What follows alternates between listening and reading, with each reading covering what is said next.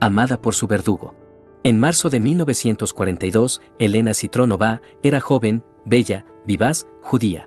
Vendida y engañada por el propio gobierno que se suponía debía protegerla, arribaría a Auschwitz en lo que sería el primer transporte oficial de prisioneros judíos desde la República Eslovaca, junto a otras 996 jóvenes solteras que, ilusionadas con la promesa de un buen trabajo, habían aceptado un lugar en el tren, sin saber que, igual que una res, sus vidas habían sido negociadas por cabeza, y su destino era el matadero. ¿Su precio? 500 Reichsmarks por judío, aproximadamente $200 en 1942. Las jóvenes rápidamente comprenderían no solo que habían sido engañadas, sino que habían arribado al infierno al verse rodeadas de muerte, enfermedad y desesperación. Muchas de ellas no sobrevivirían mucho tiempo, luego de ser asignadas a su primer trabajo, la demolición de edificios. Forzadas a mantenerse en su lugar aun cuando partes de la edificación caían sobre ellas, Elena temería por su vida, mientras observaba a varias compañeras desaparecer bajo paredes enteras. Sin embargo, sería su segundo trabajo el que, sin ella imaginarlo, cambiaría su vida, aseguraría su existencia y la enfrentaría al amor. Trasladada a uno de los trabajos más envidiados del campo, sería asignada al área de depósitos denominada Canadá. A ese lugar eran llevados, registrados y catalogados todos los bienes de los recién llegados, luego de que estos fueran despojados de sus maletas y ropas, ya sea para obligarlos a colocarse los uniformes de prisioneros, o llevarlos a la cámara de gas. Es allí donde conocería a Franz Wunsch, aunque ese término otorga un aire de casualidad a un evento que en la situación en la que se encontraban, estaba destinado a suceder. Ella era una prisionera y él uno de los guardias a cargo del sector. Lo singular del primer encuentro sería, sin embargo, que este fuera el día del cumpleaños de Wunsch, que ambos tenían la misma edad y que a petición de su superior terminara interpretando una canción, la única que sabía en alemán y que cantaría entre lágrimas, pensando que moriría si al guardia no le gustaba. Liebe war es nie. En español, nunca fue amor. Pero para Frank lo fue, y a primera vista, o por lo menos a la primera tonada. De hecho, le pidió, por favor, que la cantara nuevamente, lo que logró sorprenderla.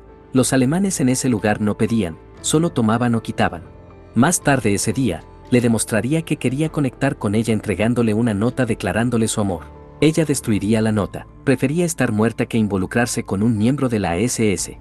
La necesidad, sin embargo, la haría cambiar de opinión y quizás un poco también él y sus atenciones.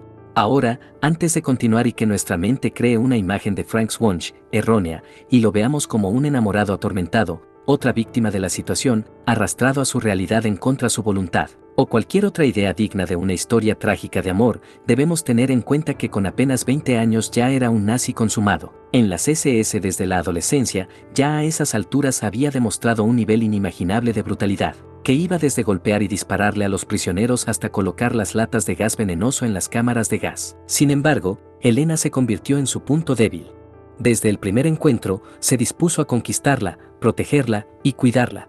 A escondidas le daba raciones extras de comida, ropa, cobijas, que ayudaron a que ella y otras prisioneras pudieran sobrevivir. Y alrededor de ella, o posiblemente para no contrariarla, moderó su comportamiento, llegando a permitirle incluso que ella tomara su mano y frenara sus reprimendas a los prisioneros. Esto lo pondría a él en aprietos con sus compañeros y jefes, que conociendo o sospechando la situación, lo cuestionarían por su actitud. Elena por su parte experimentaría los celos de algunas de las prisioneras, que veían como ella era protegida y alimentada, y sentían que era la única que tenía un real chance de salir viva de allí, mientras el destino del resto no era diferente al de una cabra rumbo al desolladero. Y no era solo su percepción, la realidad es visible en la foto que Wunsch tomara de Elena en Auschwitz. Sonriente y de apariencia saludable, hasta el punto que muchos a través de los años han llegado a considerar un poco rolliza, presentaba un claro contraste con el físico y actitud del resto de prisioneras. Frank Wunsch conservaría esta foto toda su vida. Sin duda él la amaba, y ella no tenía dudas de ello. Como reconocería años más tarde, sabía que él la amaba hasta el punto de locura. ¿Hasta dónde llegó su relación? Eso ha sido un tema de debate.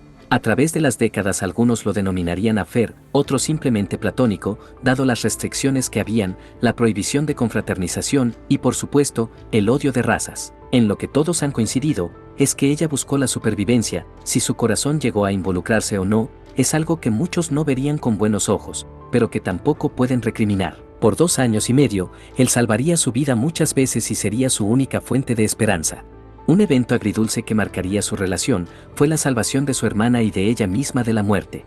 En esa ocasión, Elena se enteraría de que Rosinka y sus sobrinos estaban en Auschwitz y fueron seleccionados para la cámara de gas. Le enviaría entonces una nota pidiendo ayuda a Wunsch, antes de saltarse el toque de queda, y correr hacia las cámaras para rogar por sus vidas, pidiendo que si no lo hacían la mataran a ella también. Los guardias estaban a punto de hacerlo, cuando Franks arribó a la escena y comenzó a castigarla con el pretexto de haber violado la orden de permanecer en las barracas. En medio de los golpes le pediría el nombre de su hermana, y cuando ésta le informó que venía con sus sobrinos, éste le aclararía que no había lugar allí para niños, antes de correr al crematorio. Frank lograría salvar a Rosinka, sin embargo los niños serían asesinados. Hacia el final de la guerra llegaría la despedida. En enero de 1945, cuando el ejército soviético se acercaba a Auschwitz, Wunsch tendría un último gesto con su amada, enviándole ropa, medias y botas para que Elena y su hermana se protegieran durante la marcha de la muerte. Junto a los artículos, habría una nota con la frase, «Te amé muchísimo». Elena y su hermana serían liberadas por el ejército y al final de la guerra retornarían a su hogar, pero ya allí no había nada para ellas. Eran las únicas sobrevivientes de su familia, y la comunidad judía había desaparecido, así que decidieron emigrar al mandato británico de Palestina, hoy Israel.